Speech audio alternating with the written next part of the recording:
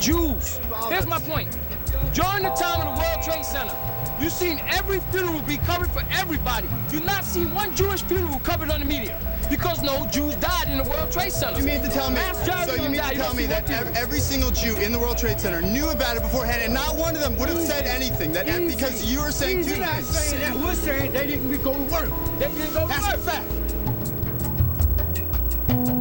It was hard to believe that here in New York City, people were talking about this tragedy at Ground Zero and repeating the same story over and over about the Jews and 9/11. One night I was in a cab with a young Egyptian driver, and he said the same thing. You know, the Jews were warned, no Jews died. I said, wait a second. He seemed like a bright young guy. You don't believe this stuff, do you? And he turned around and he said, it's all written. It's all in a book. It was written 100 years ago. Protocols of the Elders of Zion.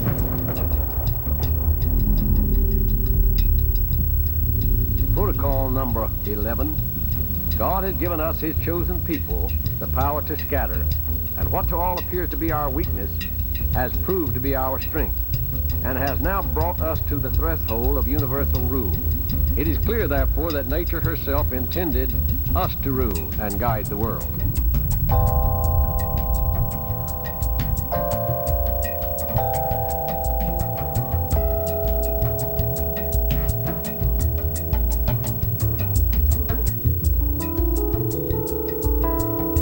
Come on down here, I want to show you. My father has urbanized his suburban paradise.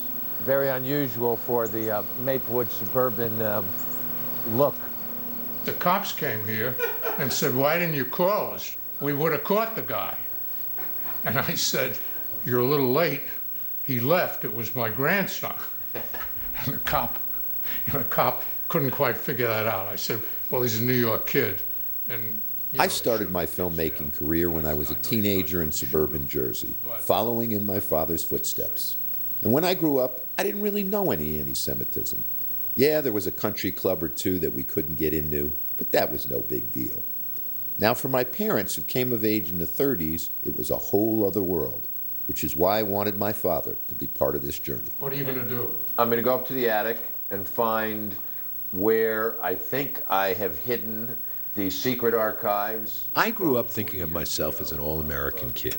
I didn't really think much about the world until I was 13 and John F. Kennedy was assassinated. From the moment it occurred, I became consumed with trying to find out what really happened and whether there was a conspiracy. Got it. Found it. Here is the Life magazine. I collected every newspaper and magazine article that came out in the days following the Kennedy assassination. Here is my penthouse. Lee Harvey Oswald was innocent. A combination of my two main obsessions. It was only 10 weeks after the Kennedy assassination that I was bar mitzvahed. I have to admit, I didn't really think much about what it meant to be a Jewish American. And I certainly didn't think about being initiated into the secret Jewish world conspiracy. Years later, when I finally read the protocols, I thought it was a joke. It was like a comic book. I couldn't believe people took it seriously. Now it's available on CDs and audio tapes. By recording it on cassette tape, we make it available for private and public use. What you're about to hear is the most diabolical plot ever uncovered. Protocol number 1. It must be remembered that people with base instincts are more numerous than those with noble ones. Therefore, the best results in governing are achieved through violence and intimidation. I want to know if anyone has ever heard of the Protocols of the Elders of Zion. You never heard of it? Some have called it the mother of all conspiracy theories. It claims to be the minutes of a secret meeting of Jews at the end of the 19th century who were plotting to take over the world. Do you have that book, The Protocols of the Elders of Zion? Sold out? He sold out the Protocols. Yeah. It's a hot seller. Why is it? Why do you think it's such a hot seller? People buying that crazy. You could even buy it at Walmart. Why had the Protocols reemerged since 9/11? If you actually buy into this conspiracy theory, all roads lead to the Elders of Zion. It's a book that was written in the late 1800s in Russia. It's a book that's been debunked half a dozen times, going back to 1921 by the Times of London, no less. But it's a lie that won't die. The Protocols of Zion was probably fabricated sometime at the end of the 19th century by agents of the Russian Tsar's secret police. It was distributed around 1905 at the same time as a wave of pogroms against the Jews. When the Tsar was overthrown in 1917, the Communist Revolution was portrayed as the first step in the Protocols' plan of world conquest. In 1920, Henry Ford published them in the United States. If you bought a new Ford, you could also get a free copy. A few years later, Hitler incorporated them into Nazi ideology. This is your updated protocols, right? You got here, and then you've got the Jewish mafias running America. That's the Protocols of the Elders of Zion. In case you don't get it, you can then click into the original in any one of 6 languages. And in the era that we live in, you have tragically people across the Middle East, whether it's through miniseries they view or an op-ed piece that they'll read, who actually look at the Protocols as a history book. كما أن الإنسان يعلو الهيمنة كذلك اليهود هم أرفع من شعوب الأرض لأن نطفة الغرباء كنطفة الحمار المسيح المخلص ميسى لن يأتي ما لم تنقرض الشعوب غير اليهودية وتصبح السلطة من نصيب اليهودي. Most of the stuff to the average person sounds nuts. We're all sort of, laugh at it. But the problem is no longer the lunatic fringe. The problem is a guy like Mahathir, probably the most successful, quote-unquote, moderate Muslim leader in the last quarter of a century. His speech essentially was a ripoff of the Protocols of the Elders of Zion. The Europeans killed 6 million Jews out of 12 million. But today the Jews rule this world by proxy. They get others to fight and die for them. They invented socialism, communism, human rights, and democracy so that persecuting them would appear to be wrong, so they may enjoy equal rights with others. With these, they have now gained control of the most powerful countries, and they, this tiny community, have become a world power. Mahathir, who for the first time in 60 years raises the level of anti-Semitism, here is a head of state believing that the door is wide open, that he can stand up in front of the international community and say what Hitler said. The characterization of Jews in the Nazi era was subhuman, vermin, the pollutants of the pure Aryan race. Now, if you read this book, and this is my first reaction when I read this, was, wait a second. This isn't a book about vermin. This isn't a book about subhumans. This is a book about superhumans. I never met a Jew myself. You never met a Jew? I never met a Jew, and I never met a Jew that said that he knew what Judaism is.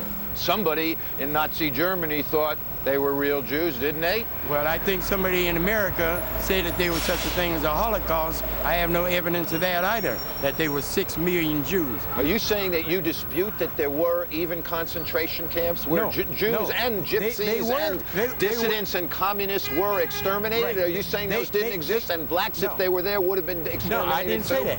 They were concentration camps, not as many as they are here in America for black people. See, Jews got killed. The pain was finished once they dead. They brought into a gas chamber and they were shot to death. Where black people, we came to this country, we got our ass kicked for years. There's a whole bunch of pain that was put on us for many years. So when you talk about Jews, yeah, I sympathize. Yeah, they did do a lot of foul things to the Jews. But when you gonna stop crying about that, like the way you tell us to stop crying about slavery? It would seem to me like the Jews are mainly the ones that got everything all messed around. You gotta understand something. This is Jumerica. Well, let me ask you this, if that's true, the Saudi royal family and the Bush royal family have been in bed together for 40 years. Now, where are the Jews in that equation? I don't see them. It's easy. I don't see them. Where are they? It's Pepsi. It's Pepsi. Wait, Pepsi? Yeah, it's Pepsi. Pay every penny, support Israel. That's what it stands for. Don't you know 33 cents of every bottle of Pepsi you buy go to Israel? All the people. America is Jewish. Look, who's the mayor of this city? Wait. Who's the mayor of this city? Bloomberg. Well, but what happened when Giuliani was mayor? What happened when Giuliani? He was mayor for 8 years. Look at the word you say. He's Jewish too? Giuliani. Giuliani. That's exactly what you're saying. Giuliani. Okay? It is hard to believe that 60 years after the tragedy of the Holocaust, anti-Semitism is once again rearing its head. But it is clear that we are witnessing an alarming resurgence of this phenomena in new forms and manifestations. Anti-Semitism has flourished even in communities where Jews have never lived, and it has been a harbinger of discrimination against others. What's the latest? We started a full offensive? Shock and awe? Really? This Baghdad is under fire? Big story in the Times I just clipped. French Jews tell of new and threatening wave of anti-Semitism. Did you see this? Why Jews should oppose war on Iraq. Sometimes there's an out-and-out accusation that if you take the view that I take and some others take toward Saddam Hussein, we are somehow motivated not by the best interests of the United States, but by Israel's best interest. It's a nasty line of argument. There is also an undertone that says that these neoconservative hawks, that so many of them are Jewish. I'll tell you, if you balance out the hawkish Jews against the dovish ones, we are badly outnumbered. Badly outnumbered.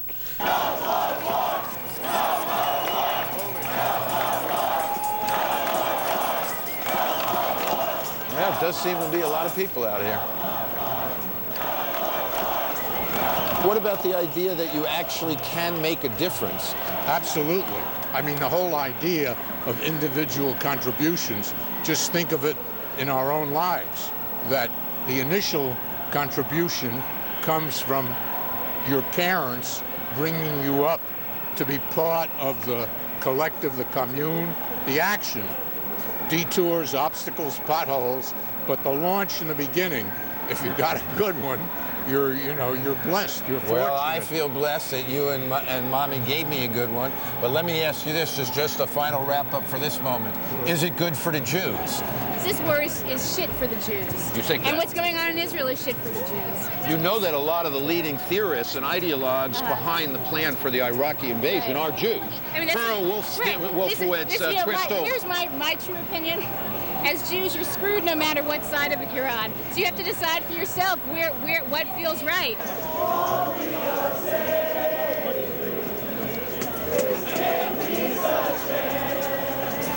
All my life I believed in the chants that I hear right now. All my life I've been part of that movement, part of this crowd. But I have to say that there is something since 9/11 in me that wonders, is there a time where violence and war is the only thing that is available, and do you have to then choose which side of the gang war you're on?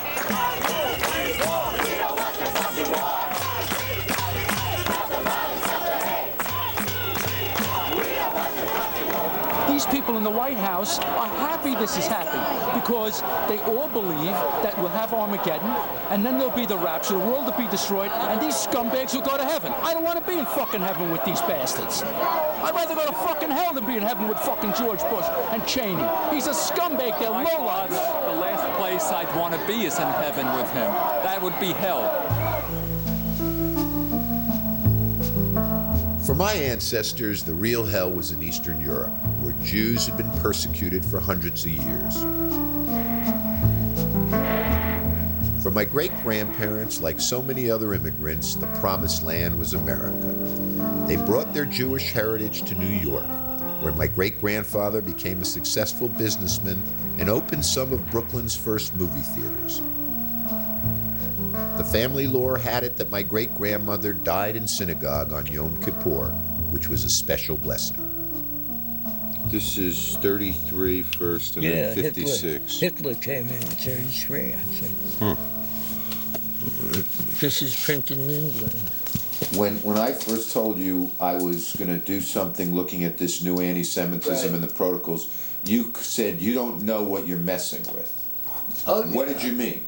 I don't want to talk about that because, you know, it's not a simple thing. You know, lives get snuffed out, people disappear, people are poisoned. They've got to be careful, that's all I'm telling you. The rabbis warned the Jews all through history. Don't take on the powers that be in their religio-ideological disputes. You will say things that will provoke people, and you will bring bloodshed on the Jewish community. Then they come into the ghetto the next day, rape the women, smash everything, burn it. They're that angry. So don't do it.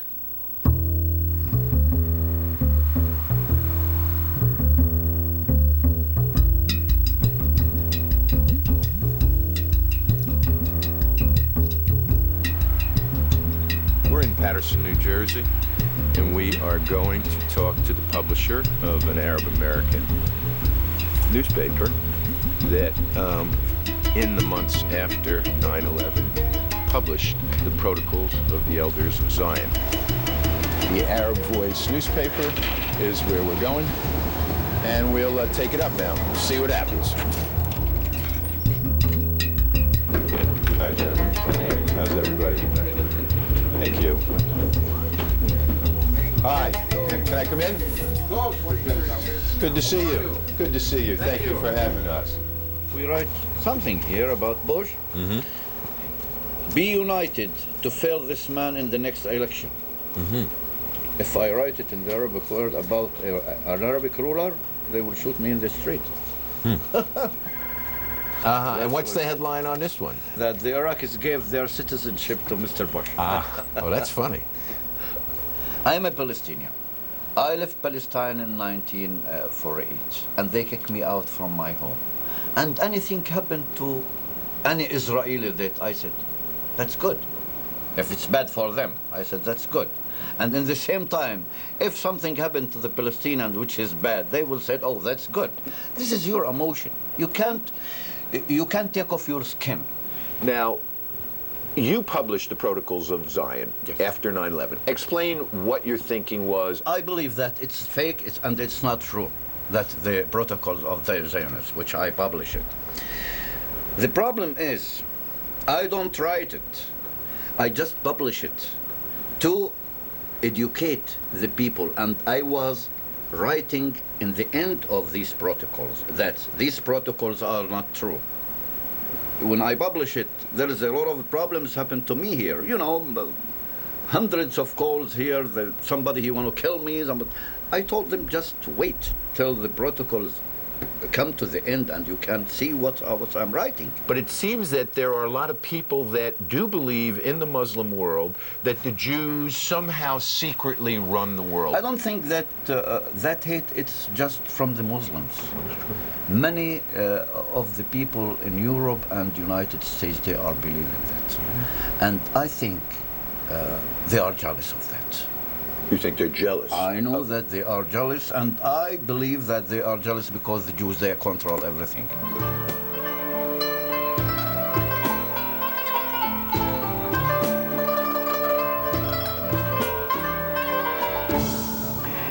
وده اللي هعرفه لما انتهي بقية الكتاب. هم 24 بروتوكول. كنت الإنجليز قالت لي إن في جزء من البروتوكولات دي اتحقق.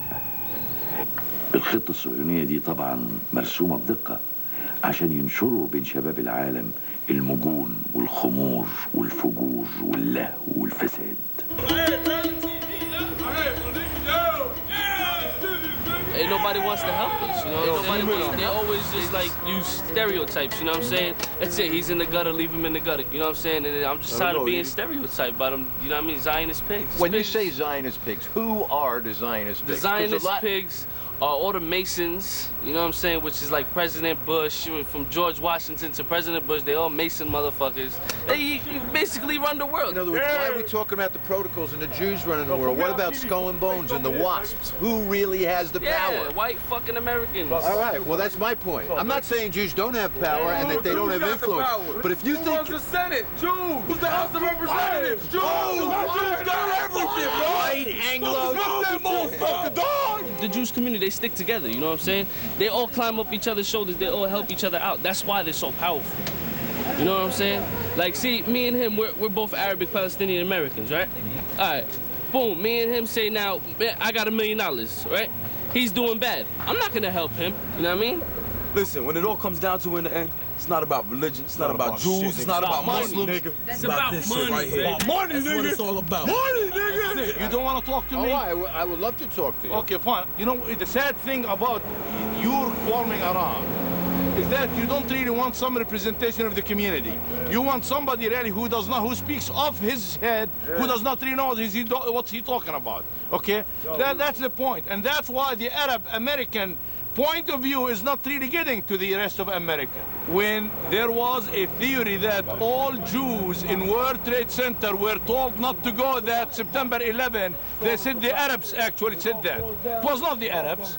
It was not the Muslims. But sir, would you agree though that there are many, many people that do believe that no Jews died in the World Trade Center? That's baloney. You don't believe there are many, many people that believe that? No, I don't think so. I don't think. Do you think that? Yes, Jews did not show up to work that day. Over 4,000 Jews did not show up to work that day. You believe that? Yeah, I believe that, and it was said. I remember receiving a phone call from one of my friends in Istanbul who said to me, "Abe, what is this 4,000 Jews?" And I said, "What are you talking about?" He says, "Well, their headline in the Turkish newspapers is that 4,000 Jews were saved." And I said, "I don't know what you're talking about." And I had a visit recently by a German television network, and they said to me, "Please tell them it isn't true." I said, "Why?" They said, "Because the youth of Germany today believes that the Jews did it." Irony? Where does the number 4,000 come? An interview on the second day after 9/11 with the Israeli Consul General in New York, when the reporter said to him, "Do you have any idea how many Israelis were killed?" And he says, "No, but I've received 4,000 calls from relatives in Israel asking about their family." So there is that number 4,000, and it mattered not that an organization, Al-Qaeda, took credit for it. The world begins to believe in what it wants to believe, and that's where the protocols are alive. Protocol number 9. We rule by indomitable will because we possess a boundless ambition, burning greed for merciless revenge and bitter hatred. From us emanates an all-embracing terror. Conspiracy theories like the protocols have proliferated in the post-9/11 world. Some are based on older secret societies like the Masons, the Rosicrucianists, or the Illuminati. Other on more recent elites like Skull and Bones, the Bilderberg Group, or the Trilateral Commission. Some start with a germ of truth and mutate into something fantastic, like the 9/11 Israeli conspiracy theory. هو لم يعرف حتى الآن من الذي قام بضرب أمريكا يوم 11، لكن ما يثبت أن العملية عملية يهودية، وأن 5 من اليهود طلعوا على رسالة، طلعوا على مبنى كبير وصوروا الضربة الأولى بالطائرة الأولى قبل أن تحدث، قبل أن يعلن عنها شيء، وعملوا هرج ومرج واستدعي البوليس وقبض عليهم وطلع أنهم من اليهود. It was somewhere in this neighborhood where neighbors looking at the towers burning looked down and saw what appeared to be 5 gentlemen on the roof of a warehouse and or their van photographing and allegedly celebrating as the towers were burning right over there.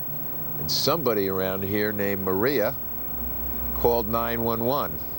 I grabbed my binoculars and I could see the towers from my window. And this is where I'm looking. And all of a sudden, down there, I see this van park.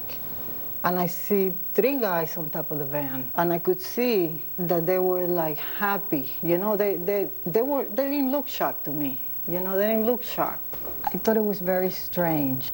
Amazingly enough, we have found the moving company where the 5 Israelis worked.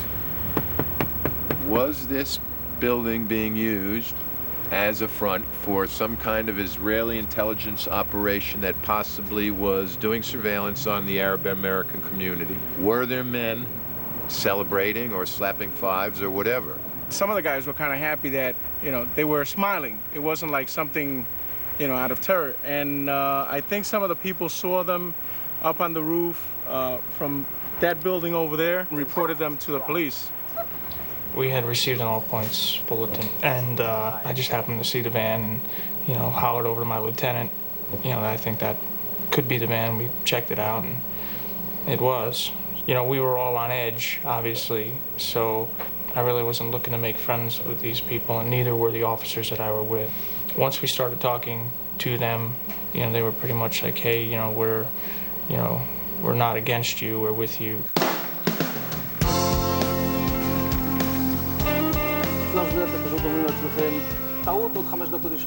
And at that point, we were taken for another round of questioning, this time related to our allegedly being members of Mossad.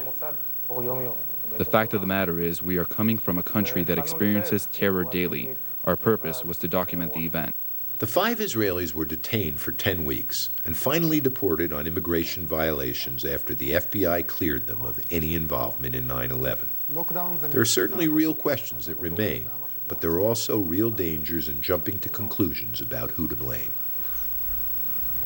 We were passing out 9/11 flyers, thousands of them. I think we passed out something like 16,000 that had pictures of the tower, the explosion in it, and we said, let's stop being human shields for Israel. Don't you believe that they hate Americans as much as they hate Jews or Israelis? I don't want no Arabs in my country either. I'm not trying to bring Arabs here. I'm not saying, when I can relate to their hostility, that doesn't mean I want them marrying my daughter. So when it's up like that, it symbolizes... The National Alliance is one of the country's largest white power organizations, with headquarters here in the mountains of West Virginia. Okay, I became a skinhead about 21 years ago. So that was my freshman year in high school. Back in 1983, that really stood out. And then the media, of course, always called you Nazis. Even at the time when I first became a skinhead, I had no problem with Jews. In fact, I thought Jews were just like white people with a different religion.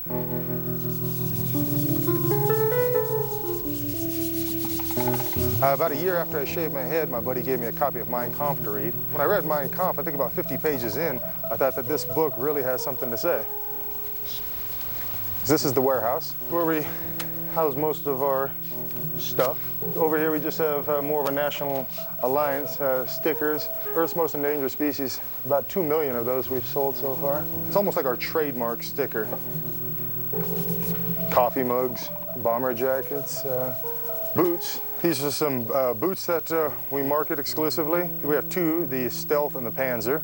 The Panzer have swastika and the SS bolts, and these are quite popular, especially with the skinheads or the younger crowd. But you're not wearing them. No, actually I have a pair, but actually I prefer tan boots myself, or oxblood. I'm not much into black. The reason I'm wearing a tie here is because the American public views certain clothing as normal. Back in the 60s, Rockwell might have been, George Lincoln Rockwell, would be wearing a brown shirt with a swastika armband. Right. Now that just looks bizarre to the American public. Mm-hmm. Communism is a Jewish conspiracy. The communist conspiracy is organizing the colored people of the world all over the earth against the white people for the benefit of the Jews.